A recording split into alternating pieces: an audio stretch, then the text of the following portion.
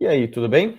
Meu nome é André. Junto com o Cauê, alguns anos atrás, nós criamos o MedZD para ajudar alunos e também pessoas que estão interessadas em passar pelo processo do Revalida. Hoje eu tenho o prazer de conversar com a Kelly. A Kelly participou do nosso último curso dedicado à prova prática do Revalida. Tive o prazer de estar participando ali da preparação dela para a prova. Deu tudo certo, a Kelly já conseguiu, já passou no Revalida, terminou a segunda parte, agora está esperando a documentação dela. Kelly, tudo bem? Olá, André, tudo bom? Um prazer estar com você aqui. Obrigada pelo convite, né? Sempre uma honra e muito gostoso poder estar com vocês. Imagina. Kelly, antes da gente começar a conversa, eu queria saber um pouquinho, fala um pouquinho de você. Quando que você se formou, uh, onde você fez a tua faculdade, e assim por diante, o que você está pensando em fazer um pouquinho agora, depois que você já terminou o Revalida? Legal. Bom, eu me formei exatamente um ano atrás, em abril de 2021. Eu fiz a minha faculdade no Paraguai, em Ciudad del Este, mas no meu internato, como eu fiquei lá durante a quarentena, eu fui colocada numa cidade do interior para fazer o internato. E foi uma experiência bem bacana, porque estava longe dos grandes centros, né? Então a gente acaba tendo bastante oportunidades. Em abril, voltei para Curitiba, né, que é a minha cidade, e comecei meu preparativo para a primeira fase do Revalida, Uhum. né? A gente não sabia ainda a data, tal, mas o edital logo saiu. Então começaram os preparativos assim mais intensos, né? Uhum. Entendo. Uma outra coisa que talvez as pessoas não saibam é que a Kelly agora ela faz parte do time, ela está já na primeira turma dela, ela está começando já a assessorar e ajudar na mentoria das pessoas que estão se preparando para a segunda fase agora da prova de 2022. E em uma das reuniões que a gente teve, a Kelly me falou uma frase que eu já pensava nela há muito tempo, e já era uma coisa que eu tinha como, como garantido na minha cabeça, mas era sempre eu expondo isso para as outras pessoas. Foi a primeira vez que eu vi uma pessoa, que eu nunca tinha conversado sobre isso, puxar esse tópico. Que era realmente a transição, ou aquele momento que a chave vira, e você entender como que você se prepara para uma prova, certo? E como que você lida com aquele sentimento de, olha, eu tô aqui sentado fazendo 8 horas de estudo, então eu sou uma boa pessoa, eu sou um bom menino, eu sou um bom aluno. Mas de vez em quando isso não reflete em agregar conhecimento, né? Mas eu me sinto bem, eu consigo dormir melhor e eu consigo falar para todo mundo, olha, eu estou estudando, eu estou me preparando. E de vez em quando você tem que sair um pouco, ou quando você tem que dar sei lá, correr, ir no cinema, porque você já não aguenta mais, você acaba se sentindo culpado. E muitas vezes você se sente no dever de não fazê-lo, de ficar o máximo possível em casa, porque o que vão pensar, o que vão falar de mim.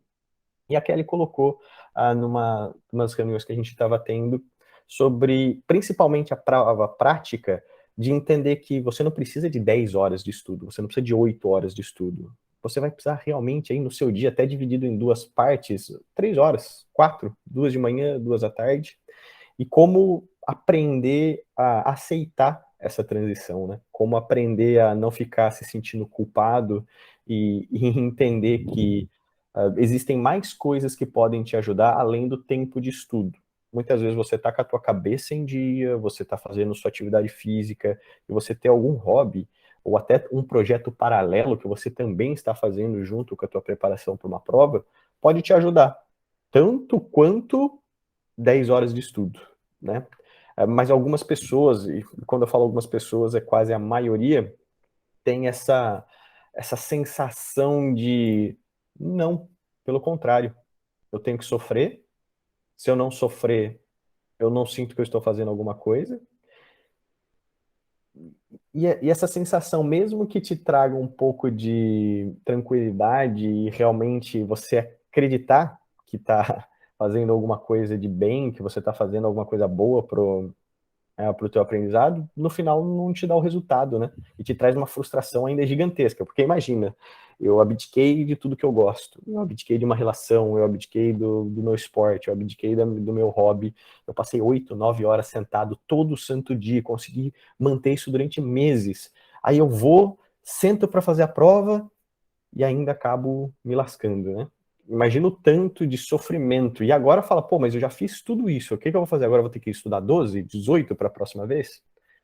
E aprender ao contrário, né? Que você tem que puxar o freio de mão, pensar muito mais em estratégia, aprendizado do que você está estudando, por que você está estudando aquilo. E quando a Kelly colocou essa observação, né?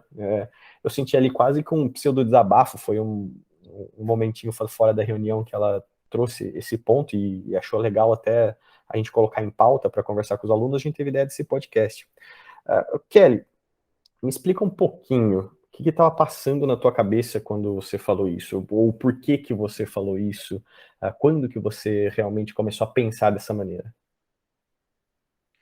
Então, na verdade, eu venho de um processo bastante intenso, né? Você falou uma palavra que eu gosto muito, que é estratégia, né, André? Uhum, Porque assim, a medicina, ela já carrega em si esse fardo, uhum, né, de que tem que sofrer. Um bom médico é aquele sofredor que faz tudo por amor, né? Então a gente carrega essa herança há muito tempo, que vem lá dos puritanos, né, que acreditavam em uhum, autoflagelamento, essas coisas assim. E só que eu percebi que os prejuízos podiam ser muitos, né, ao final do processo, entendeu? O final do processo de preparação para o Revalida, ele pode acabar com você. Assim como um internato pode acabar com você, assim como uma residência pode acabar com você. E se você, de repente, não desenvolve estratégias, você vai carregar esses prejuízos aí por muito tempo, né? E vai acarretar numa vida cheia de sequelas, né? Sequelas emocionais, físicas, com físico ruim, feio, né? Então a gente vê muito isso hoje em dia, né. Então quando eu percebi que isso poderia acontecer, ali no começo já do estudo da primeira fase, né, André, eu comecei a desenvolver uma busca bastante intensa, por uma estratégia, né, uma uhum, estratégia funcional, entendeu? De estudar o que era essencial, porque a medicina ela é abrangente demais. uhum, Então eu vi que eu precisava encontrar uma metodologia onde eu estudasse o que fosse importante, o que fosse essencial. E foi assim para a primeira fase. Só que na primeira fase eu ainda tinha coisa um pouco do autoflagelo, né? 8, uhum, 10 horas sentada num quarto, fazendo tantas questões, né? E não absorvendo tanto. Mas ali eu já comecei assim, a separar um pouco é, o tempo. Um tempo para atividade física, um tempo para terapia, um tempo para estudo, um tempo adequado para sono, né? Um tempo de convívio familiar, só que nessa primeira fase ainda não era intenso, né? Então eu passava ainda 7 dias da semana estudando uhum, constantemente. Quando passou a primeira fase, eu me vi de repente numa rua sem saída. Esse é essa é a descrição perfeita, assim, de como eu me senti, sabe? Sabe quando você tá ali, ó, né, o GPS tá te levando, de repente acabou o GPS, acabou o sinal, e você se vê numa rua sem saída, e agora? Né? Era totalmente desconhecido para mim. E ali eu vi que realmente tinha que ser algo estratégico. Aqui não dá para ser só assim, o que me falaram, né, que deveria ser lá como na primeira fase, estudo, estudo, estudo que vai dar certo. Bom, uhum, deu certo na primeira fase, né? Mas na segunda já não era bem assim, eu estava me sentindo meio uma cega no tiroteio, né. Então algumas leituras, algumas dicas, assim, foram muito importantes para mim. A primeira delas, o tal do mindset fixo e o mindset uhum, de crescimento, né. Eu uhum, me vi, assim, de frente de uma situação que eu precisaria desenvolver um mindset de crescimento. Tirar essa ideia fixa da minha cabeça, né, de que eu teria que encontrar uma verdade absoluta para estudar, e ver que não, e ver que precisaria ser orientada, né. E aí quando eu entrei na mentoria no EdzED, uma coisa, assim, que num primeiro momento me assustou um pouco era a calma de vocês, né. A calma me deixou um pouco intrigada, né. Eu estava, assim, pilhada, eu estava totalmente pilhada, pensando: "Quando é que eu começo? Por onde eu vou começar a estudar? Que eu tenho que fazer agora? Quantas horas por dia?" De repente os caras chegam para você e falam: "Calma, vai dar tudo certo". Primeiro dá uma raiva, assim, sabe, porque você fala: "Não, poxa, eu quero que me deem uma chibatada aqui, ó, me uhum, chicoteiem, me ensinem a sofrer, a estudar sofrendo". E não teve nada disso. Então eu percebi ali, quando vocês começaram a orientar que era para ter calma, eu pensei assim: "Bom, os caras sabem do que estão falando, eu vou abrir meu mindset aqui. Vou permitir ser mentorada, né". Porque não adianta nada você entrar numa mentoria e não se permitir ser mentorado. Você entra com aquele pensamento fixo de que você já tem a verdade absoluta e você segue aquilo. A mentoria não vai funcionar para você, né? Então, eu, de repente, aceitei ser mentorada e os nossos encontros, eles eram, assim, 1, 2 vezes na semana. E eu ficava pensando, gente do céu, alguma coisa tem que mudar dentro de mim. Não é na mentoria que tem que mudar, é dentro de mim que tem que mudar, né? Uhum. Então eu comecei a perceber que eu tinha que mudar a chavinha, essa virada da chave, sabe, André? E é essa Uhum. virada da chave que é o grande desafio, porque é uma virada mental, né? Eu preciso começar a desconstruir aquela coisa fixa de que eu preciso sofrer, de que eu preciso estar sentado em frente a um computador ali e eu preciso começar a descobrir o que é essencial para eu poder ser aprovada numa segunda etapa, né? E aí eu começo a desenvolver essa coisa da agilidade mental para ver o que realmente importa, né? E aí eu me lembro muito do que Darwin fala, sabe, da evolução, que ele fala que não são, na verdade, os seres que vão evoluir, que vão ser selecionados, são seres que se adaptam, né? Não são os seres mais fortes. Então, eu creio que isso se adapta para qualquer coisa na vida da gente, tanto na vida profissional, na vida de relacionamentos, né? E na vida intelectual também.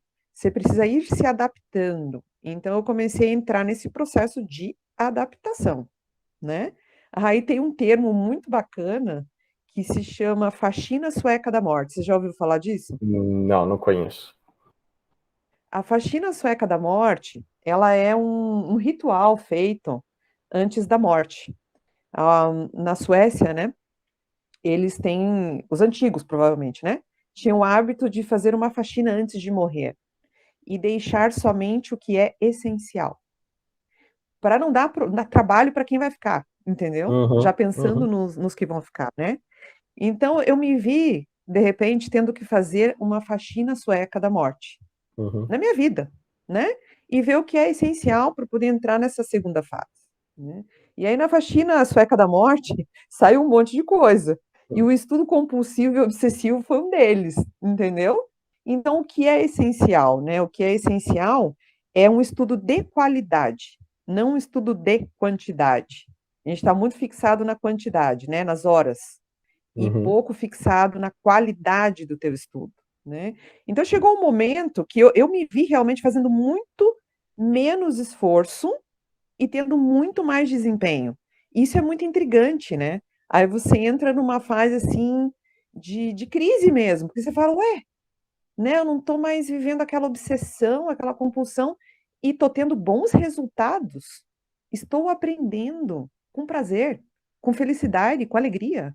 Nossa, que loucura, E, é não do, possível isso? e sem sofrer, que é o mais importante. De tudo que você acabou dizendo, eu concordo plenamente. A frase de Darwin, que não é o mais forte nem o mais inteligente, mas o que se adapta mais rápido à mudança, que vai para frente, é um lema que eu já trago desde a universidade.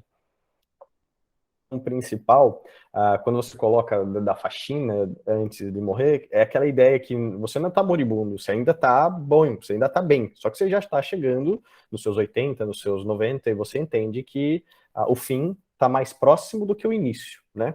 Olha, e tem aquele momento de reflexão, porque quando você faz essa faxina, você está aceitando que sim, tem um final, e eu estou mais próximo dele do que o início, e aceita numa boa e começa a parar até de pensar em você, né? Porque quando você pensa no final, você tá eu. Pera, mas se eu aceitei, se tá tudo bem, agora qual que é o próximo passo, então? Pô, então deixa eu arrumar tudo, né? Tem as tranqueiras que eu não quero mais, tem uma casa que eu preciso vender e deixar tudo organizado, o que eu preciso doar em vida eu já estou doando, o que eu precisar e eu quiser ficar comigo até o final, são poucas coisas. No final das contas, são poucas coisas que você quer manter contigo até o último dia, que faz sentido, que é importante para você. Todo aquele supérfluo já não tem tanto mais valor, né? As joias, talvez o ouro e os carros e as casas, talvez já não tenha tanto valor, então você distribui aquilo e resolve para não dar dor de cabeça para ninguém. Consegue ainda escolher para quem vai, né? Para onde vai e de que jeito vai. Por exemplo, eu tenho uma coleção de moedas que eu gosto muito. Provavelmente, isso eu já escuto de muitos colecionadores, é que no final da vida você acaba com a tua coleção antes de morrer. Que é literalmente isso. Porque você tem um carinho e não gostaria que ficasse jogado a um lado, poucas pessoas conhecem, sabem o que está lhe dando, muitas vezes vão embora. Moedas de prata e ouro vão para uma joalharia onde ninguém sabe o que está fazendo, vai derreter e acabou. Perdeu toda aquela história. Então ele prefere se desfazer de uma coisa que ele foi juntando a vida toda, que ele tinha um baita de um amor, mas no final é essa questão, realmente, para que agora, né? A próxima vez, talvez o outro vai usar um pouquinho mais. Tudo isso que a gente está conversando é para chegar nesse ponto da transição entre a primeira e a segunda fase do Revalida. E talvez não só do Revalida, mas talvez de tantas outras provas, onde você sai da teoria bruta, onde a força bruta faz sentido, então sentar e fazer 100 questões por dia, querendo ou não, vai te dar um resultado positivo, você consegue, mas aí chega na parte prática, onde não depende simplesmente de saber, e sim do seu comportamento. Você tem um tempo muito restrito, né? Você não tem mais 3, 4 horas de prova. Você tem 8 minutos para entregar aquilo que você conhece. E se você não tiver com tudo isso organizado, tranquilo que eu digo, o coração vai bater um pouquinho mais forte, vai dar aquele embrulho no estômago, mas você tem um plano. Você sabe o que você vai dizer, quando você vai dizer e o porquê que você vai dizer.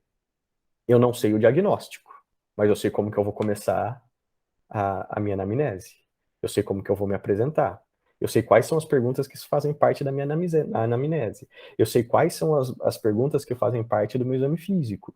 Eu sei como dar minha conclusão. Eu sei como fechar tudo aquilo e entregar pro ator, né? E pro examinador que está ali do lado. Entender que, sim, é o momento onde eu estou lidando com um paciente, mas é um ator. Eu tenho que saber dividir as coisas. Estratégia de prova, muitas vezes entender. Eu sei que o paciente está falando que está infartando e eu vejo todos os sinais e sintomas que sim, ele está infartando, mas ainda é um ator. Eles não estão infartando, então calma. Certo? Na vida real é tudo muito diferente. Então tem que fazer essa dicotomia, você tem que separar uma coisa da outra. E quando você entende tudo isso, você vê que é pouco conteúdo que você tem que lidar para entregar na prova prática. Toda a prova prática ela é restrita a um certo nível de conhecimento, porque senão fica muito abrangente. Não tem como você sentar lá e falar, olha aqui, faça uma apendectomia, me explique passo a passo, em 8 minutos, como é feito. Não existe. É o básico da anamnese. É da anamnese diagnóstico para febre, diarreia, vômito, falta de ar, dor no peito, dor no cotovelo e no braço. Só que quando você tem esse desafio onde depende do teu corpo inteiro, depende da tua paciência, depende da tua memória, depende de se você dormiu ou não dormiu bem, se você comeu ou não comeu bem, tudo aquilo que você foi estudando, como que eu consigo falar, que palavras que eu vou usar, você tem que começar a fazer seu planejamento de uma maneira muito mais complexa que só aquela coisinha sentada olhando para frente do papel. Porque é uma prova muito mais dinâmica e é onde checam muito mais skills, muito mais habilidades do que a prova objetiva. A prova objetiva quer saber se você tem uma bela de uma memória. É isso que é isso é a grande verdade. Né? Se tiver alguém que consegue ler e memorizar tudo aquilo que leu, cara, na prova teórica ele vai bem, porque ele é uma enciclopédia, certo?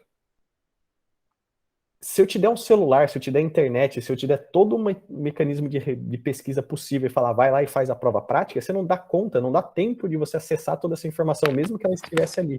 Você tem que estar com tudo isso já organizado, né? Como esse desafio ele é um pouco mais intenso nessa questão de habilidades do dia a dia, é onde você pega muitas vezes o aluno nota 10 que se lasca no Revalida, e aquela galera que era mais descolada, que era um pouquinho mais vida boa, vida mansa na faculdade, que geralmente é o que tem mais dificuldade de passar da primeira fase, mas quando consegue passar, a segunda fase é mais tranquila para eles. Que dá jeitinho, que faz piada, que sabe, ok, peraí, eu não sei mais ou menos para onde eu vou, mas eu consigo devagarzinho achando o meu caminho. É a síndrome do aluno de nota 10 acaba dando ali. Como que eu senti essa mudança? Na minha vez, né? Depois eu gostaria que você falasse, tipo, o turning point, aquele momento que você falou, olha, daqui para frente as coisas têm que ser diferentes. Quando eu voltei para o Brasil, não era meus planos estar fazendo revalida, mas a prova prática da Austrália é igual, é parecido, entre aspas, né? A metodologia é a mesma. Eu comecei a ler e procurar. A primeira coisa que eu precisava era o nome. Prova prática? Tá, e como que eu estudo? Cadê o livro de provas práticas, né? Onde você vai lá e pega lá, pô, eu quero... você tem o Harrison aí atrás de você. O Harrison tem tudo que você precisa saber da questão da anatomia, patologia clínica, né? Naquele lugar. Tá, me dá um livro para estudar para a prova prática. Me dá com o índice, com as coisas, que eu não sei o quê. Nem isso eu sabia, né? Eu não sabia para onde ir. Aí vem o nome OSCE. Aí eu vou entender o que é o OSCE. É um sistema que transforma uma coisa subjetiva em objetiva, que é o que usa no SMLE, é o que usa na Australian Medical Board, que usa no Reino Unido, que usa no Canadá, que todo aluno faz no final do 6º ano, né? Não é todo lugar que eles contam 6 anos de medicina como um todo, mas juntando tudo com o college e assim, você tem mais ou menos 6 anos de... Tá. E aí, quem é isso? Separado, explicando para onde vai, como faz. E eu sentava e tentava bater 2 horas de estudo, não dava. Não dava. E eu falei, e agora, o que você faz? Aí eu fui procurar também ajuda, só que a ajuda que eu fui procurar na época para a Austrália foi para a prova australiana com outras pessoas que já vinham fazendo treinamento das pessoas há muitos anos para essa prova para os australianos. Que faz parte também do final, né, da graduação deles, essa prova. E onde ele falava, o que você tem que fazer é mais treinar, falar seu discurso, as palavras que você vai usar, as frases que você vai colocar. E aí eu me deparei em mais um momento com uma coisa que me deixou muito feliz de encontrar também você com essa mesma visão. Tá, eu fazia isso e eu me sentia culpado porque era pouca coisa. E, tipo, não era pesado, não doía.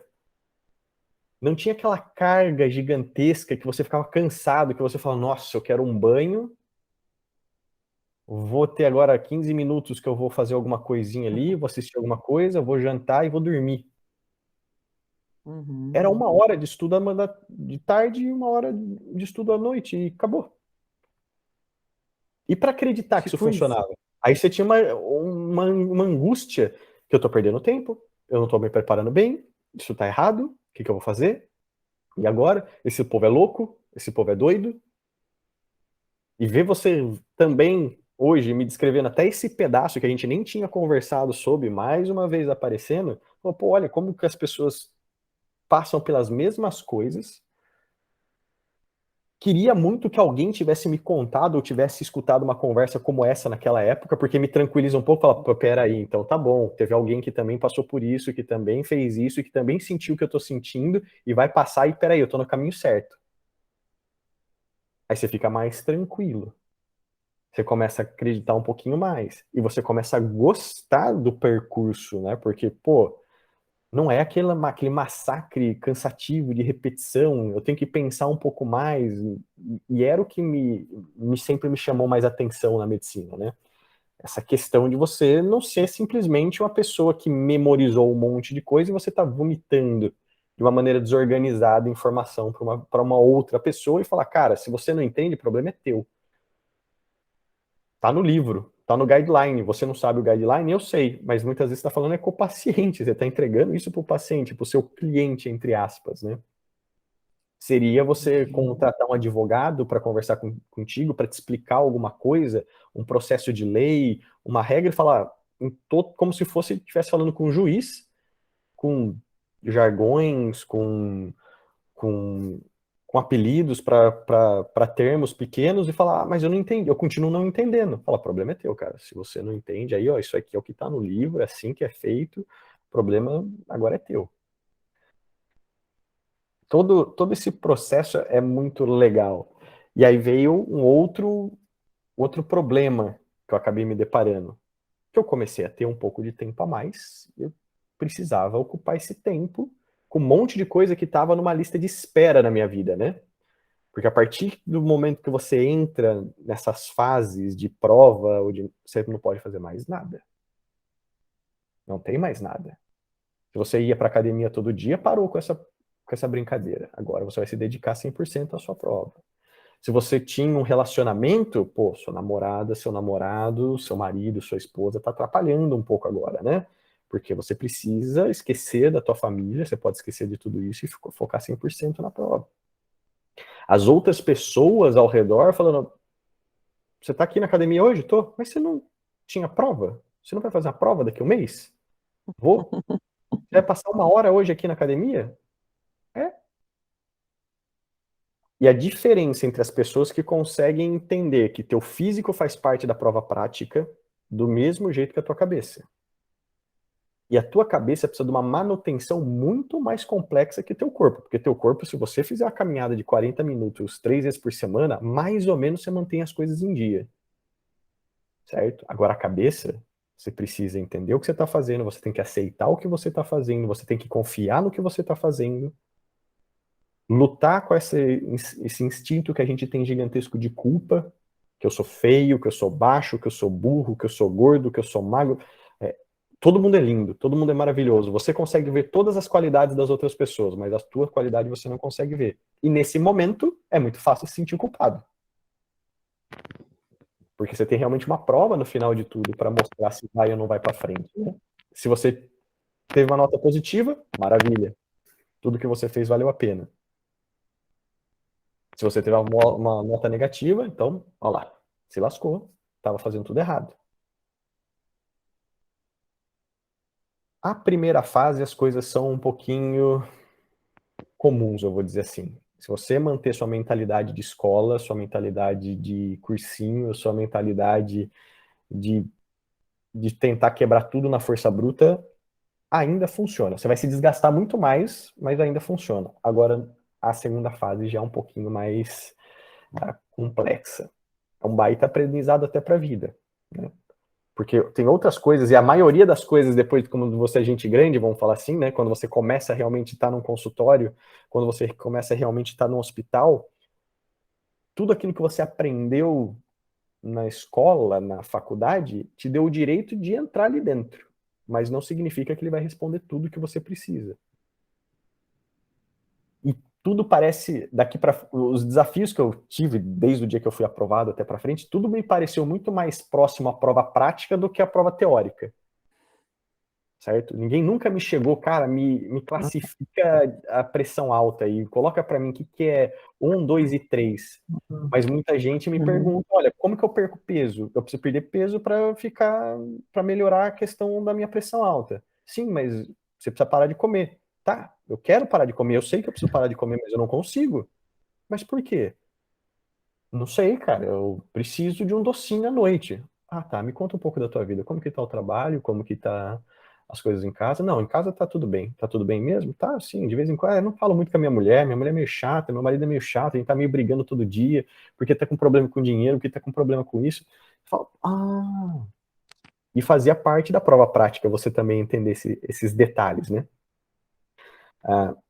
Para você, onde que foi o momento que você começou a sentir um pouco mais de, olha, o caminho que eu estou fazendo agora, mesmo que novo, tá dando certo? O que que você viu, por exemplo? Eu lembro pelo menos do teu início, eu não sei o que aconteceu antes de você começar o MedZD, né? Mas eu sei o que aconteceu um pouquinho depois, porque a gente foi acompanhando vocês ao longo dessa jornada.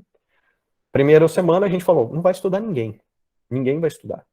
O que a gente faz? O que a gente vai ler? O que a gente já prepara para a semana que vem? Ninguém vai nada. Essa semana é off. A primeira semana não vai fazer nada, não vai abrir um livro, não vai ver as pessoas que você gosta, vai passar a semana sem fazer nada. Para vocês chegarem zerados, porque daí a gente vai começar o processo que vai cansar um pouco. Se você já chegar cansado, você não vai dar conta. Porque tem todo esse embate. Apresentar como você vai estudar, o que você vai fazer e de que maneira que você vai fazer. E é tudo novo. Né? Tudo meio que novo. Algumas teorias bem antigas, que as pessoas que já estão há mais tempo na questão da pedagogia já conheciam, já tinham os nomes, mas, juntando tudo pro Revalida, nunca tinha visto. Né? Quando Uhum. foi que você começou a entender que, olha, tá bom, tô me sentindo um pouco mais tranquilo e seguro, acho que vai dar certo. Não tô nem falando no dia que você falou que vai dar certo, mas no quando você começou, pelo menos no acho que vai dar certo. Uhum. Bom, realmente, assim, é um processo de quebra de paradigma um atrás do outro, né, André? Então, depois dessa primeira semana de descanso aí, que foi bem difícil, né, inclusive, logo eu saquei que eu percebi que eu ia ter que realmente mudar alguns pensamentos no sentido de que, olha só, vou voltar um pouquinho no passado. A minha faculdade inteira, sempre estudei só. Eu não tinha essa história de grupo de estudos, ou então vamos compartilhar o estudo, vamos fazer isso junto, não. Sempre fui meio lobo solitária, né? E sempre batia no peito, assim, falava, ah, que legal, eu nunca precisei de ninguém para estudar, passei em tudo já, né, sem ficar para a prova final, essas coisas, né, e sempre sozinha. De repente, para uma segunda fase, né, vocês começam a falar, olha, gente, não dá muito para estudar sozinho, entendeu? Tem que ter alguém, tem que estudar em parceria, tem que estudar em grupo. Então, esse foi uma primeira quebra de paradigma, assim, que foi muito forte, tá? Aceitar isso, né? Quando eu vi que eu conseguia aceitar isso e comecei, e eu tive muita sorte, né? É legal que sorte é o quê? É preparo junto com oportunidade, né? Uhum, Então, assim, depois que eu já tinha mudado a minha mente, quebrado esse paradigma aí de que sozinho eu ia conseguir, porque não consegue sozinho, para a segunda fase, impossível. Eu consegui encontrar no próprio grupo ali de alunos do MEDS, ele é um grupinho de estudos, de pessoas muito focadas, sabe? E isso foi muito legal. Quando a gente começou a estudar em grupo, 2 vezes por dia, e isso era suficiente, ou seja, eu tinha minha manhã livre, minha manhã toda livre, a gente estudava 2 da tarde, fazia ele tipo 1 hora e meia, e depois às 19 horas, mais 1 hora e meia, tá? A gente fazia esses encontros. Quando essa coisa começou a engrenar e eu vi que eu estava curtindo fazer isso, era uma reunião que a gente fazia entre amigos, que nós passamos a ser amigos, né? E eu vi que isso começou a surtir efeito, aí eu comecei a ter esperança, sabe? Aí desenvolveu essa esperança, eu falei assim, opa, tô com chance aqui, né? Eu comecei a desvendar também as regras do jogo.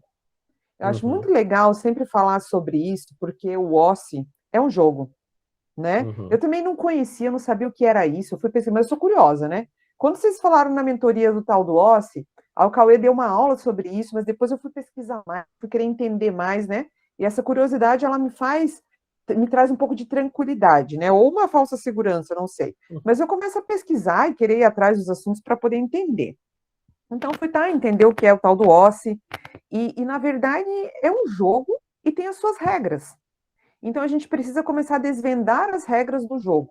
E depois que você desvenda as regras do jogo, você precisa aprender a jogar, né? E quando você aceita que é isso, dói menos, né?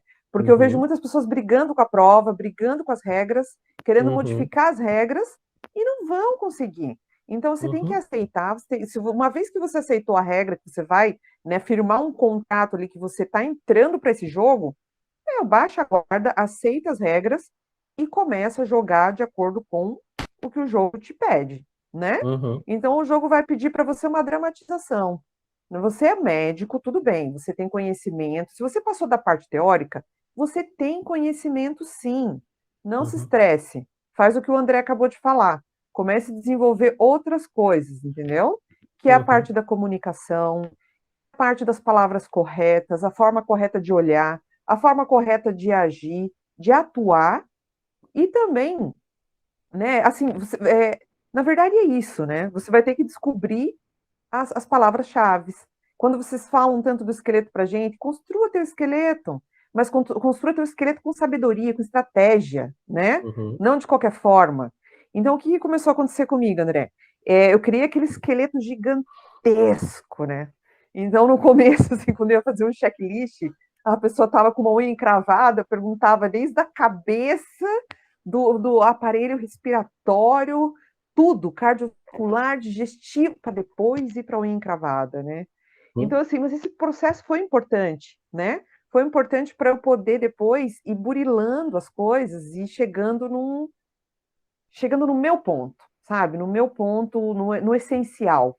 Se eu fosse resumir a prova prática hoje, se você me perguntasse, Kelly, fala da prova, uma palavra que resumisse a prova prática. Eu ia falar essencial. A prova prática, ela tem que ser o que é essencial.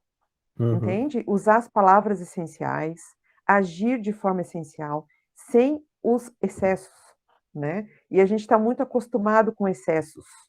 Então, quando a gente começa, por isso que eu falei lá da faxina sueca da morte, né?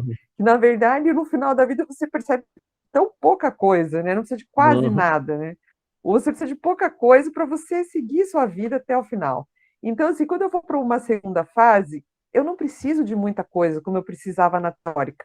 Na teórica, eu precisava de uma infinidade, precisava de um Harrison na minha cabeça. Mas agora não. Agora eu preciso do que é essencial. Cada estação vai ter o que é essencial para aquela estação, né? Então, entender isso é um processo. E o que você falou agora, né? Se tivesse alguém que me falasse isso lá atrás, eu daria um abraço agora. Porque, assim, teria poupado tanto esforço, teria poupado tanto sofrimento, teria poupado noites sem dormir, né? De ansiedade, entendeu? E assim, sacar e perceber que fase prática, ela é grande parte, eu posso dizer até que a maioria, assim, do esforço que a gente tem que depositar é no nosso desenvolvimento emocional. É desenvolver uma inteligência emocional. Porque essa fase prática vai me exigir isso, né? Por isso que você falou ali, ó, o cara que a gente vê tanto aluno bom não passar, né, na fase prática, por quê? Porque justamente é aquela pessoa que sabe tudo da teoria e chega na frente ali, ó, e não consegue desenrolar, não consegue desenvolver, não tem uma boa comunicação, né? Não consegue ter aquele jogo de cintura, porque também prática é jogo de cintura, né? Você vai entrar ali numa estação de preventiva, como aconteceu comigo, e vai ver um cara infartado na maca. Você não espera um negócio desse, entendeu? E se você tem aquela mente rígida, rigorosa, você vai querer seguir um esqueletinho bonitinho e não vai pontuar como deveria, né? Então, assim, você ter essa flexibilidade, trabalhar o teu emocional, manter só o que é essencial e usar esse essencial de forma adequada, sabe? É o que resume para mim a parte prática, né? Mas voltando para a tua pergunta, já dei uma volta gigantesca aqui, bem prolixa, né? Na verdade, eu percebi que eu estava no caminho certo quando eu comecei a conseguir treinar em grupo e conseguir começar a separar o que era essencial, tá? Que aquelas 4 perguntas que você passa pra gente, né? Onde eu tô, quem é meu paciente, por que que ele veio e qual é a minha tarefa.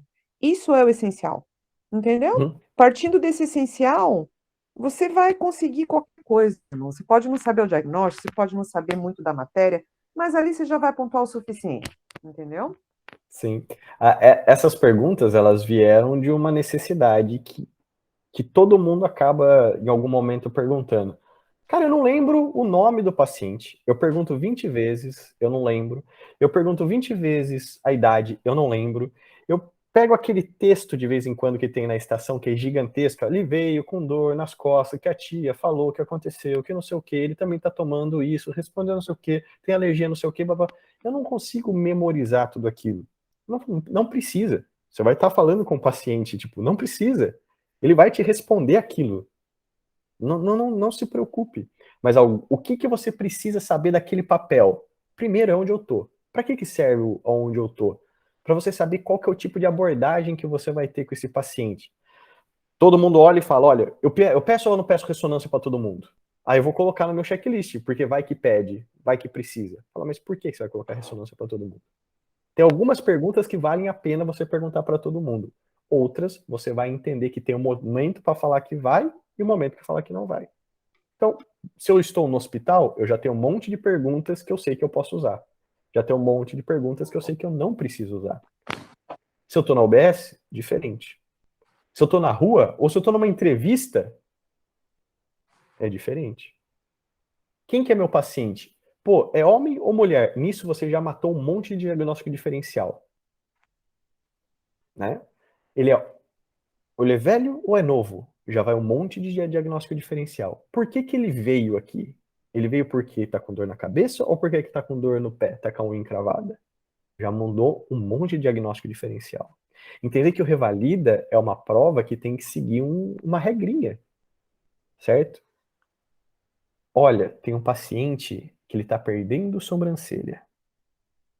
Ah, não, é micose, certeza. Aí vai e vai fazer só tudo para micose. Calma, você não tem que dar diagnóstico no primeiro momento. É onde eu tô, quem que é meu paciente, porque ele veio aqui. Ele veio porque tá caindo pelo da sobrancelha, tá? Ai, meu Deus, e agora eu não sei o que eu vou fazer, eu não sei nenhum, não sei o que ele tem.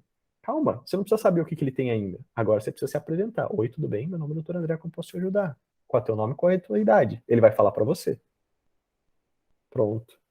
Próximo passo. Eu quero saber quando que começou a cair a sobrancelha. Tá melhorando, tá piorando e assim por diante. Então eu sei o que que eu vou falar. Nisso, o ritmo tá acontecendo, eu tô entrando no flow da estação, eu já tô mais calmo, ele já tá me dando informação, mais pistas, e lá no final, na conclusão que eu vou ter que dar o diagnóstico. Aí chega um e fala, você pegou o negócio da micose lá era muito ruim a questão do paciente estava perdendo sobrancelha por causa de micose. Que micose? Não tinha micose. O paciente que estava arrancando, estava puxando a sobrancelha dele. Ah, mas isso é pegadinha, isso não tinha como saber. Ué, mas você não fez o histórico social? Você não perguntou da família dele? Você não perguntou se estava tudo bem em casa? Ah, mas isso não conta, porque isso aí não é... Não, medicina é isso. Você tem que saber se tem alguma interação medicamentosa. Você tem que saber que seu diagnóstico diferencial você vai quebrar em caixinhas. Cada caixinha eu vou colocar um tipo e eu vou fazer perguntas sobre aquele tipo. Então, que dermato que pode ser que cai a sobrancelha? Acho bom. Pode ser alopécia. Tudo bem. Pode ser uma coisa autoimune? Pode. Oh, tá bom. Pode ser alguma substância, alguma coisa? Ele queimou, ele machucou? Pode. Pode ser alguma coisa da parte endócrina? Pode. Então, eu vou fazer essas perguntinhas para 2 ou 3, mas isso eu já já estava planejado. E são perguntas fixas para cada sistema. E mas quando que eu pergunto? Eu pergunto de todos os sistemas todas as vezes? Não. Dependendo do seu diagnóstico diferencial. Aí você vê aquela pessoa que vem ansioso, aí ele fica com os olhos esbugalhados, fala, mas isso aí não vai dar certo. Mas por que não vai dar certo? Porque é muito simples. Eu sei. Isso que é a elegância da prova. É uma coisa super simples quando você tem uma estrutura e quando você está emocionalmente preparado, aí como que você faz para ficar emocionalmente preparado? Certo? Como que você faz para ficar fisicamente bem preparado? Porque você está fora da tua casa, você vai dormir num hotel, você vai dormir na casa de alguém, você não vai comer bem, você não está no teu banheiro, certo? Se você foi ou não foi no banheiro, se você está ou não está constipado, e aí? Você não está comendo a mesma comida que você estava comendo antes. Você não sabe a hora que você vai fazer a prova. Tem gente no Revalida que foi fazer prova de madrugada, sem comer nada. Se você não está com o teu corpo bem, você não aguenta aquilo. E parece que é frescura. Não, isso é frescura. Isso aí não tem, isso é prova. Prova de medicina, não, para que você vai precisar do teu corpo? É uma prova prática.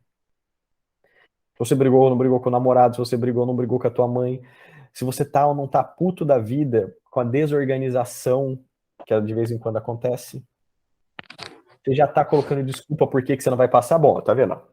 Atrasou 2 horas, já não vou passar. Peraí, você tá encontrando uma desculpa. Você não tá. Se atrasou, não atrasou 2 horas, não vai fazer tua cabeça esquecer alguma coisa. Porque se você conhece alguma coisa, você vai levar esse conhecimento para a vida toda contigo. Isso foi muito interessante e achei muito legal, porque eu falei já muitas vezes nos finaizinhos do curso com um monte de aluno, eu vou colocar dessa maneira, explicando tudo isso. E os caras, sim, agora faz sentido, eu estou entendendo. Mas eu nunca vi alguém apresentando isso também de uma maneira, olha, eu aprendi dessa e dessa maneira. Você conseguiu e foi vendo isso de uma maneira natural, porque você foi, curiosa, né? Você foi atrás de perguntas, você foi atrás de coisas, foi vendo e foi justificando. Entender que é muito difícil para algumas personalidades deixar alguém te guiar. Tem pessoas que são naturais nessa questão, eles preferem até, por favor, eu não quero pensar, me manda fazer algumas coisas e eu quero. Só que tem algumas personalidades que, cara, é só você começar a usar um tom um pouquinho mais imperativo comigo que eu já não gosto, eu já, peraí, como assim? Começou com quem manda aqui sou eu, e pô, agora já vai ter problema, já vai ser ruim, vai ser difícil.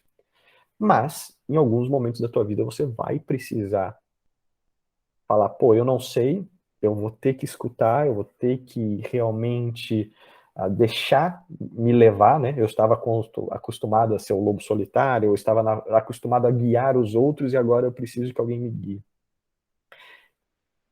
Essas pessoas que acabam batendo de frente, que não, eu não aceito isso, eu não acho isso justo, eu não acho isso certo, eu não acho isso não sei o quê.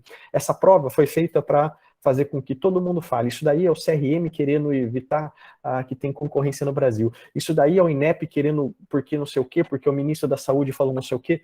Cara, olha o tanto de nervosismo que você está passando. É só uma prova, certo? Que é uma prova ainda que não está competindo por vaga, ainda bem, porque se estivesse competindo com vaga ainda ficava mais difícil as coisas ainda. É uma prova de somatória, então você não precisa passar em todas as estações. Se eles falarem que você tem que passar em 7 estações para passar na prova, e cada estação vale de 0 a 10, e você tem que fazer 6,5, isso já deixa muito mais difícil a prova. Porque tem prova, tem no tópico que eu vou um pouco melhor, eu consigo puxar um pouco mais minha nota que vai compensar pela que eu não sabia mais. Então ela tem algumas facilidades esta prova. Acontece 2 vezes por ano já, agora já é lei. Então beleza, já não é um bicho-papão dessa maneira. Porque tem um aluno que está lá tranquilo, falando, pô, tem tanta coisa aqui que vai me ajudar, que está tranquilo, e tem outro aluno que está querendo lutar com o Ministério da Saúde para mudar as regras do jogo, para mudar a prova, para a prova se adaptar a ele. Cara, esse cara vai sofrer muito mais. Não estou falando que você precisa mudar quem você é, mas em certos momentos da sua vida, você vai ter que se adaptar à situação. Porque quem se adapta, vai para frente. Que ele passou por ali. E em algum momento, quando você é o chefe do departamento, quando você é o dono da tua clínica, quando você é o chefe do plantão, beleza. Aí você tem momentos para mandar em alguma coisa ou para mudar alguma coisa que você não concorda. Mas até lá tem um processo que você vai ter que provar algumas coisinhas para você mesmo e para algumas pessoas em específico. Nesse momento você tem que provar alguma coisa para o Ministério da Saúde. Em algum outro momento você vai ter que provar alguma coisa para o chefe do plantão. Em algum outro momento você vai ter que provar alguma coisa para o chefe do departamento. Para você dar o seu próximo passo até o dia que alguém vai falar, cara, assim, agora você pode fazer tudo o que você quer, entre aspas. Porque você tem esse direito. Né? Outra coisa que também eu acabei vendo, Kelly, que você acabou fazendo, que me chama a atenção. Você começou um projeto paralelo com tudo isso, né?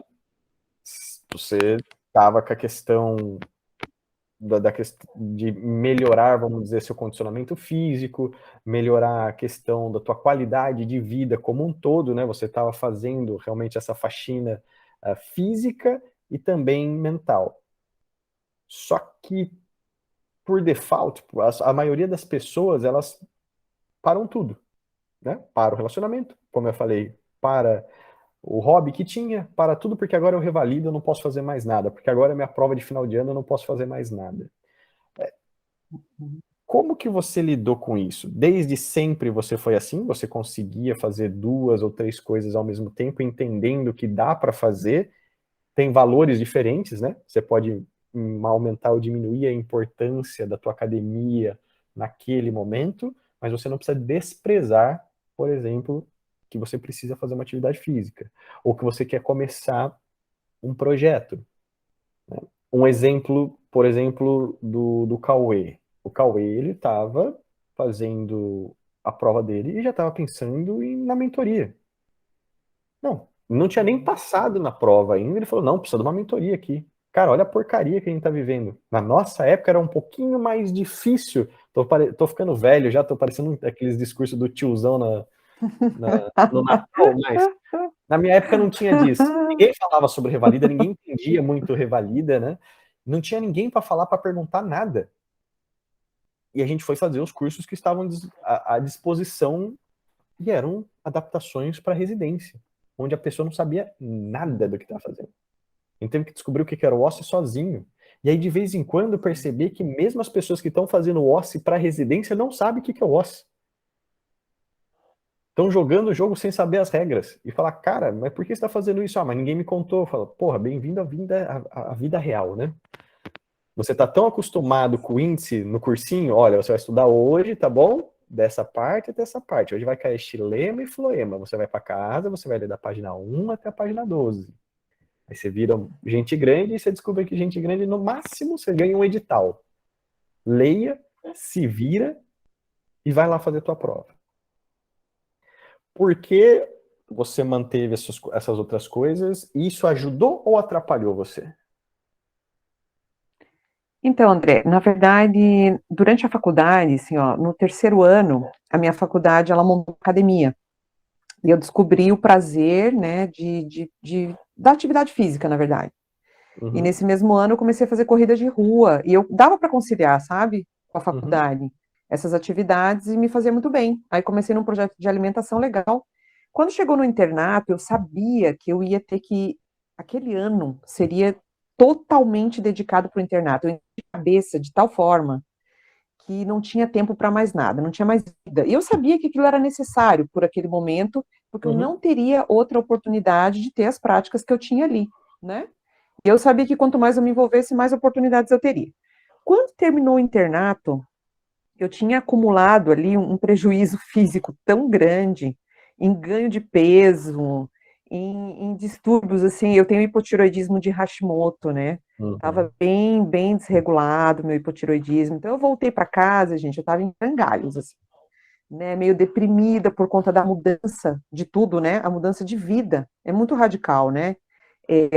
Voltar para minha cidade depois de muitos anos fora, e de repente, eu tendo que estudar daquela forma, né, valida, eu pensei comigo, se eu não desenvolver aqui uma estratégia também de um projeto de mudança física, não vai dar certo. Porque eu sei que nós, seres humanos, a gente tem uma compensa, a gente trabalha muito por gratificação, né? Então, aquela uhum, história assim, poxa, estudei a semana inteira, agora vou me afundar aqui no McDonald's, na pizza, né, no refrigerante. E eu sabia que se eu entrasse nessa onda, a coisa ia piorar, ia virar uma bola de neve, né? Então, o que que eu comecei a fazer? Eu voltei à corrida de rua, né, que era uma coisa que eu gostava muito. Então, 3 vezes na semana, eu acordava ali 6 e pouquinho da manhã, e saía correr, né, no friozinho de Curitiba, -3, uhum, -2, estava eu lá, né? E aí, lá com bike, fazia umas pedaladas aí de uns 20 quilômetros, 15, e eu percebia que as endorfinas me ajudavam demais, uhum, né? Começou meu estado emocional a melhorar. Só que chegou um momento que eu lesionei. Me lesionei por falta de fortalecimento, né, muscular, e me vi ali, puxa vida, imagina, já perto da prova, André, e lesionado. Falei, caramba, porque você acaba ficando dependente dessas endorfinas, né? uhum, Então eu tive que mudar um pouco a estratégia. Eu comprei uns pesos, né? Eu comprei uns halteres pela internet, porque as academias ainda estavam fechadas por conta da uhum, pandemia. E eu comprei esses halteres, né? Pedi ajuda para umas pessoas que tinham formação na área para montar um treino para mim e comecei a treinar em casa, sabe? E comecei a pegar gosto também pela coisa. Então aí começou a ficar mais sério, né? Esse projeto de mudança, mudança física. E também comecei a mudar minha alimentação, fazia jejum intermitente, fazia low carb. Nesse primeiro momento comecei a perder peso, perdi ali uhum, nos primeiros 40 dias 6 quilos, né? Depois, poxa vida, comecei a entrar nas minhas roupas de novo. E aí fui ganhando, vendo que estava me trazendo resultado, assim como os estudos, entendeu? uhum, Quando terminou a primeira fase, vocês falaram descansem. Eu falei, como é que eu vou descansar, cara? Aí a primeira coisa que eu pensei é, vou me matricular na academia, já que elas abriram, né? Então, em setembro, aqui em Curitiba, foi quando reabriram as academias. Aí eu fui e me matriculei numa academia. Aí a uhum, coisa começou a ficar mais séria, né? E eu vi que eu realmente podia levar a sério, né? E acho que é esse projeto que você está falando, que você acompanha, né? Que terminou agora essa semana. Eu fiz um projeto de 90 dias para reformulação do meu físico, para minha uhum, estrutura corporal. E mudei completamente. Só que isso também entra numa estratégia profissional. Porque, como você falou, né? Você estava falando de planejar as coisas antes de terminar. Antes de eu saber o resultado da minha segunda fase, eu me inscrevi na pós-graduação de endocrinologia. Então, isso também foi um passo assim gigantesco, porque eu sabia que eu tinha passado, né? Sabe, dentro de mim eu sabia que eu ia passar, né? E eu já fui lá, em 1º de janeiro, eu falei assim, ó, você vai se inscrever na pós porque você vai passar. E eu fui e me inscrevi. Eu falei, então vou começar 2022 já dando passo, né? Então essa mudança de físico, essa mudança mental, esse acreditar, sabe? Me inscrever na pós-graduação me deu muita força, entendeu? Muita Uhum, força para seguir, né? Porque esse tempo de espera que a gente tem também no processo de revalidação, ele é muito chato, né, André? Você espera o resultado da sofrido. primeira fase, Uhum, você espera o resultado da segunda fase. E é muita tensão, gente. Se você não cria estratégias para viver durante esse tempo, você enlouquece. Porque uhum, também a cobrança externa é grande, a tua cobrança interna é grande, então você precisa ter planos, né? Eu comecei a escrever um livro, estou escrevendo um livro, na verdade 2, né? Então, assim, você começa a criar projetos que façam a tua vida ter sentido nesse meio tempo, né? E tudo isso vai se reverter para você profissionalmente depois. Ó, essa oportunidade de eu estar com vocês e de estar fazendo esse podcast é resultado e é fruto disso. Porque se uhum. você não tivesse visto, né, esse planejamento, essa estratégia, você não me chamaria para falar sobre estratégia, né? Então, assim, ó, quando você vai fazendo as coisas de forma estratégica na tua vida, o fruto vai vir, né? O Uhum. fruto vai vir, ó. Já passou quase meio ano, eu estou na pós-graduação, já passei no Revalida, meu diploma já está lá na UEL para ser revalidado, já estou me preparando para pegar os primeiros plantões, e é assim que vai seguindo, né, André? Até o convite que veio para fazer parte do time do MedZD foi um reflexo do teu posicionamento e como você se comportou do começo ao meio e fim do curso, né? Porque, vamos lá, esse é o momento, esse é a maneira que a gente encontra novos parceiros. Não tem, olha, eu quero participar.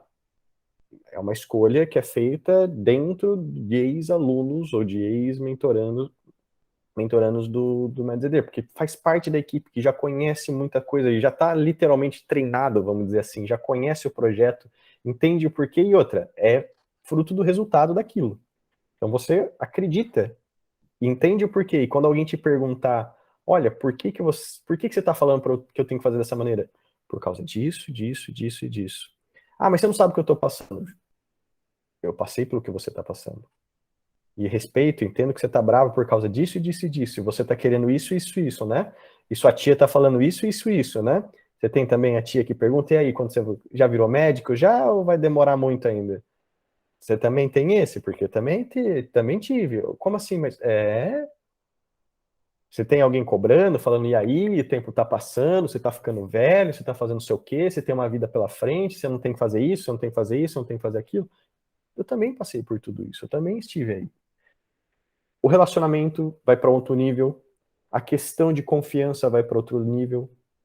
E tudo isso foi porque em algum momento você virou a chavinha e entendeu: minha vida não pode parar para o Revalida. O Revalida agora faz parte disso.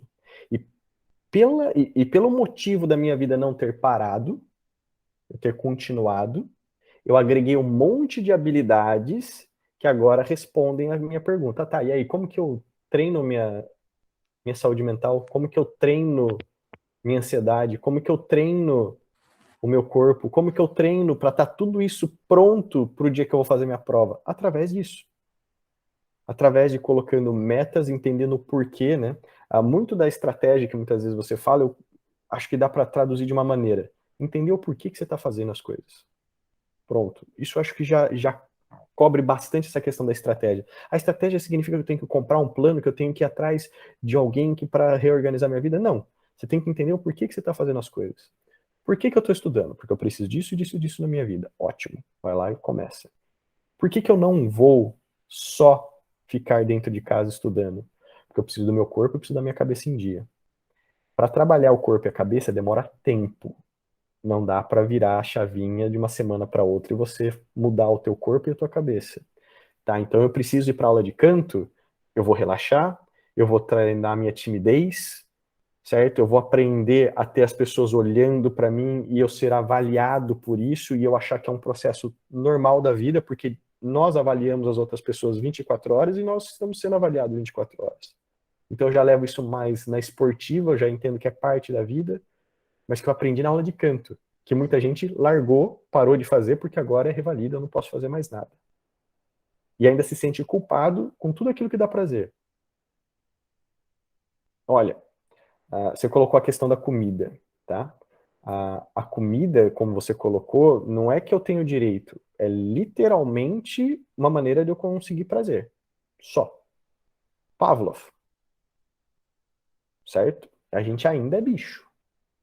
Os impulsos sexuais, os impulsos que a gente tem com a alimentação, principalmente coisa que é calórica, que tem açúcar, que tem gordura, que tem sal, a gente é bicho, a gente tem um receptor na cabeça. Quanto mais caloria, melhor para o meu corpo, porque eu ganho peso e não morro durante o inverno. Eu fui selecionado para sentir prazer em comer essas coisas. Eu tô ansioso, eu tô nervoso, eu preciso de prazer, porque o prazer vai fazer esse contrabalanço da minha ansiedade. Tá? Você substituiu. Você tirou o prazer daquela coisa ali, talvez alimentar, que no momento fez parte da sua vida, principalmente para você aguentar o seu internato, e lembrar que talvez hoje, se você fosse conversar contigo lá no começo do internato, talvez a postura não fosse a mesma, você poderia falar, cara, você consegue aproveitar tudo que você está tendo aí no teu internato, mas sim, você também consegue ali fazer uma caminhada, você também consegue fazer isso, e você vai fazer isso por causa disso, disso, disso, você vai ganhar isso, isso, isso. Porque, querendo ou não, a transformação que tu fez na questão do físico e conseguiu, te deu a motivação do eu consigo, eu posso. Melhorou sua autoestima, melhorou tua confiança. Você começou a se sentir um pouco mais empoderada. Falou, peraí, eu vou dar conta dessa prova sim. Do que aquele momento antes que eu me sentia, eu olhava pro meu corpo, eu não estava satisfeito com ele. Eu subia uma escada, eu sentia falta de ar. Eu fazia isso, eu me sentia mal.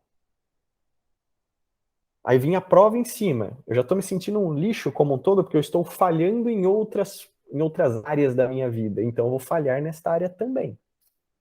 Agora eu estou dando certo nas outras áreas da minha vida. Por que eu não vou estar certo nessa também? Foi esse movimento, entender o porquê, já tem um pouco menos de culpa. Muito menos culpa, né? Porque você entende que é funcional. Eu preciso de. Começou a levar isso com um nível de responsabilidade do mesmo patamar com que o estudo. Falei, Kelly, tudo bem? Tudo? Vamos fazer um podcast? Vamos. Quer onde? Olha, eu posso fazer hoje esse horário porque primeiro eu tenho que treinar. Ah, mas isso aqui é trabalho. Sim, aquele lá também é. E os dois têm a mesma importância. Eu não estou falando que eu vou deixar de fazer um para fazer o outro. Eu vou fazer os dois. Só que tem uma responsabilidade. Enquanto algumas pessoas estão acostumadas a falar, não, não, não, esquece a academia hoje. Porque hoje eu tenho uma desculpa boa, eu preciso, vou fazer um podcast, faz parte da mentoria, faz parte do curso, faz parte do MedZD, faz parte de um monte de coisa, isso é importante para minha carreira, por causa disso que eu vou aprender a fazer aquilo, então sai o treino. Não, não, o treino continua. O treino continua e planejado. Faz parte da minha rotina, do mesmo jeito que às 8 horas eu tenho que estar dentro do meu trabalho, porque eu tenho que bater ponto, porque senão meu salário não vem, eu tenho que bater meu ponto com o meu corpo, eu tenho que bater o ponto com a minha saúde mental. Então, pescar uma vez por final de semana talvez não seja tão fútil dessa maneira. Talvez tenha um valor gigantesco que você não está vendo. Talvez a corrida não seja simplesmente para perder peso. Talvez também seja uma maneira de eu conseguir trocar de uma maneira muito mais madura por um outro tipo de prazer. Que sim, são as endorfinas, a noradrenalina, que você sente pós-exercício. Nunca vem antes, é pós-exercício. Então eu gosto da sensação boa que me dá depois, mas eu tenho que pagar ela antes. Essas coisinhas, quando você começa a aprender e começa a realmente internalizar, cara, facilita tanta coisa.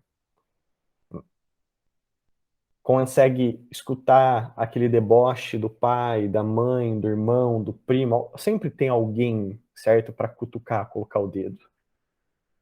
E vai colocar o dedo, principalmente as pessoas que te conhecem, aonde dói.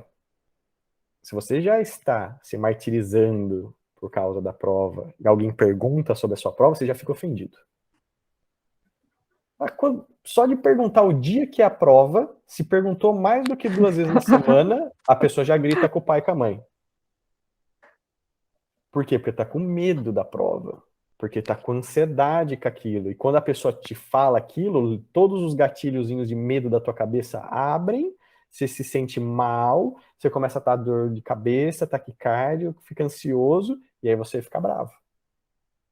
Agora, se você tá levando a coisa na boa, você repete, pô, é terça-feira. Qual que é o problema de falar que é terça-feira? Se você tá batendo de frente com a prova, isso não é justo, isso não é justo, isso não é justo, porque se não é uma prova justa, se eu falhar, tudo bem. Você já está pensando na tua falha. Já está pensando na desculpa que você vai usar por que você não passou. Né? É parte do nosso mecanismo de defesa, certo? Você mostrou um mecanismo de defesa tranquilo, que é qual? Racionalização. Racionalização não deixa de ser um mecanismo de defesa. Se eu preciso entender para aceitar aquilo. Só que é um mecanismo de defesa elevado, maduro, sofisticado, que é o que a gente espera do adulto. Qual que é o mecanismo de defesa da criança? Negar. Não, não, não, não. Você jogou bola dentro de casa e quebrou o vidro? Não. Só tem você, tem a criança e a bola. Não, não. Quem que quebrou? Não, não fui eu. Quem que foi? Não sei. Esse mecanismo continua ali. Ele pode ficar um pouquinho mais sofisticado no tipo de desculpa que você vai dar. Mas se você migrar da negação para racionalização, já ajuda um pouco. Não no ponto da compulsão. A compulsão é quando você passa do saudável. O que significa passar do saudável?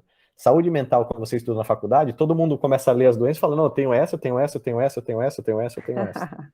Só é doença se me impede de ir para frente na vida social, profissional e na questão familiar. Isso é até legal para algumas pessoas entenderem. Ah, não, eu tenho problema de ansiedade. Todo mundo tem ansiedade que você está descrevendo. Como que é a tua ansiedade? Você não sai de casa? Você não foi fazer a prova porque você estava com medo de entrar dentro do ônibus? Porque você tinha certeza que alguém ia te pegar lá dentro? Não, não, não. É que quando eu chego na prova e eu estou na frente da porta esperando para tocar o sino para eu entrar, meu coração dispara, tem ansiedade. Meu amigo, então o mundo tem ansiedade. Ah, uma semana antes de viajar, eu começo a ficar pensando na viagem, o que eu vou levar e não sei o quê. Aí uma noite antes eu não consigo dormir. O mundo tem isso. Ansiedade só vira realmente uma doença quando ela te impede de fazer alguma coisa. Você não sai de casa, você não tem relacionamento, você não consegue estudar porque o medo é tão grande que você para. Você não vai para frente. Tá? Parece besteira, mas tem muita gente que fica sofrendo achando que tem um monte de coisas e no fundo é parte de crescer, né, de virar gente grande, que não é nada gostoso. O processo é que nem o exercício físico. O processo não é muito bom. Aquela pessoa, não, vai viciar, cuidado, viu? Você vai para academia, não sei o que, você... Calma, demora um tempo para você ter esse retorno, né? Para você ter É verdade. esse prazer. O começo é ruim, mas o quanto eu fico me sentindo bem depois é o que me faz querer de novo, e querer de novo, e querer de novo.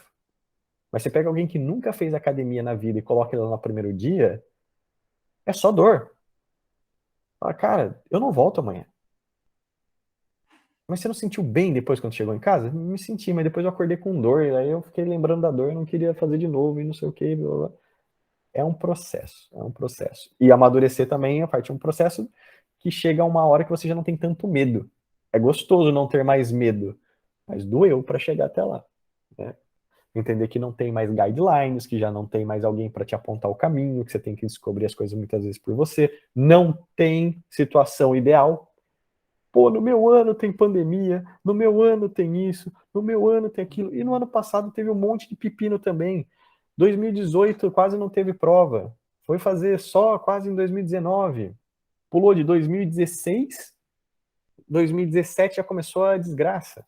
Fizeram a primeira fase e depois foi demorar quase um ano para fazer a segunda. Nem sabia se ia ter ou não. Não era nem projeto de lei. Então todo ano tem isso. Ah, mas eu tenho problema que eu preciso trabalhar. Eu preciso ajudar minha mãe. Eu tenho gente doente em casa. Entenda que é parte da vida, certo? É parte da vida. Não vai ter a CNTP na tua vida. Isso só aconteceu em química lá no colegial. Porque na faculdade você já descobre que CMTP não existe. Não tem condições normais de pressão e temperatura. Tá sempre tudo lascado. A conta é sempre mais difícil. Ou falta dinheiro, ou falta tempo, ou falta recurso, ou falta disposição. Sempre vai ter alguma coisinha nesse nível.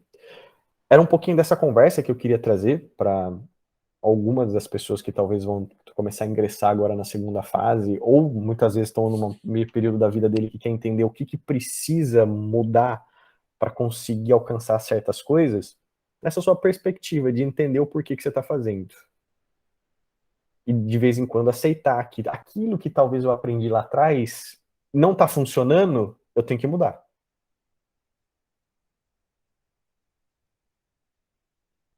E acho que isso é o mais importante de tudo que a gente veio conversando até aqui. É mais um exemplo, eu queria trazer um pouco do meu exemplo, também trazer um pouquinho do exemplo da Kelly, porque isso dá sensação de pertencimento, que tem um grupo, que tem mais alguém também.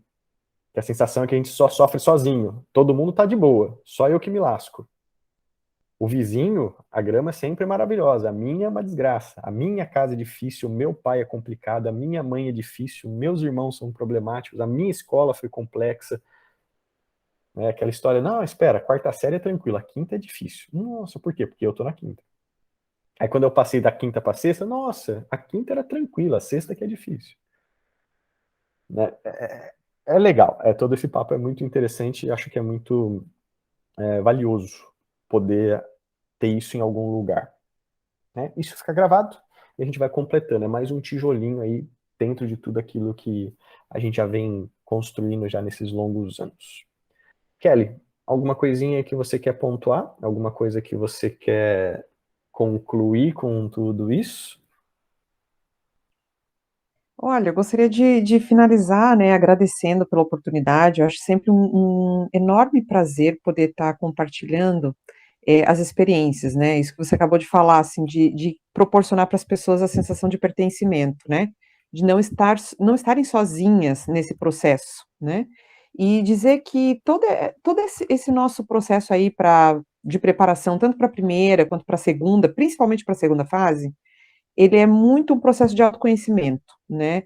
Você começa a se perceber, você começa a aprender a lidar com você começa a perceber até que ponto você está rendendo, até onde você deve ir, os seus limites, e isso passa para a tua vida toda, né? Igual o André falou que depois que a gente passa da segunda fase, entra num outro processo que é parecido com a segunda fase. Não tem ninguém para pegar na tua mão, né? O bom é que na segunda fase a gente tem a mentoria que vai segurar na nossa mão. Agora, depois da segunda fase, puxa vida, né? Agora a prova é grande também, né? Você tem que desenvolver aí uma resiliência enorme. E para fechar, assim, eu queria só deixar uma frase, né? A cada passo não essencial removido, ganhamos mais tempo, energia e recursos cognitivos para aplicar no que é essencial. Então, para fechar, né, vamos focar no que é essencial. Para eu conseguir ter recursos cognitivos suficientes para lidar com essa segunda fase, que é um desafio enorme, eu preciso deixar de lado os passos não essenciais. Uhum. E dentro disso tem um monte de coisa, né? Um monte de crença limitante, um monte de mito, um monte de repressão, um monte, né, de obrigação que precisa ser deixado de lado para eu poder ter recursos cognitivos suficientes para empregar nessa nova fase de vida, que é a segunda fase aí, que é maravilhosa. A gente nunca vai sair a mesma pessoa depois de ter passado por isso. Vocês podem Com ter certeza. absoluta certeza. Com Então é certeza. isso, muito obrigada pela oportunidade, viu? Imagina, foi um prazer enorme. Tanto é que foi do começo, meio e fim. Várias coisas que você fala que eu realmente, sabe, eu sinto e entendo o que você está dizendo, de uma maneira que talvez as pessoas que ainda que não passaram por tudo isso vão demorar um tempinho para entender. Como você acabou de colocar, eu também tenho essa visão que você colocou nessa frase, só que eu mudo um pouco as palavras. O que eu coloco é barulho, é retirar o barulho. Certo? Você coloca os passos desnecessários. Eu tiro o barulho. Cara, tira o barulho. Porque de vez em quando você quer escutar ou prestar atenção em alguma coisa, na verdade você não precisa aumentar a voz do locutor de vez em quando. É só tirar o barulho de fundo que já tá tranquilo. Era o barulho que estava te atrapalhando. E quando você percebe que sem o barulho fica muito mais fácil de você entender e não dói tanto para entender, e você não tem que fazer tanta força para entender, você cansa menos e você rende mais.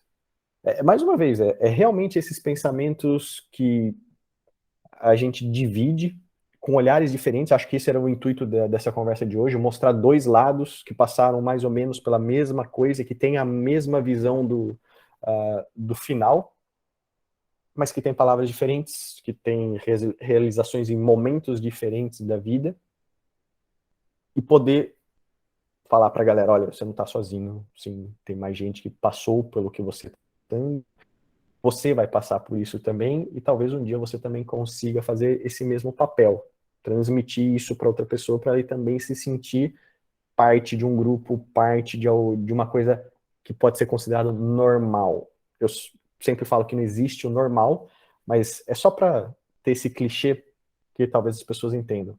Quando você se sente normal, cara, é mais tranquilo. Falar, não, é normal fazer tudo isso. Ah, é normal estar nessa parte. Ah, é normal sentir dessa maneira. Eu fico menos nervoso. Eu perco aquela noção de sou eu. Ai, o problema sou eu. Sou eu, o culpado sou eu, tudo sou eu. Sou eu, sou eu, sou eu, sou eu. Todo mundo é perfeito, só eu que sou ruim, tá? Então, acho que isso que foi o intuito um pouco também desta conversa no final das contas, tá? Kelly, muito obrigado mesmo aí pelo seu tempo e pela sua paciência, tá bom? Eu que agradeço, um grande abraço para você e para todos que estão escutando a gente aí. Maravilha. Até mais. Tchau, tchau.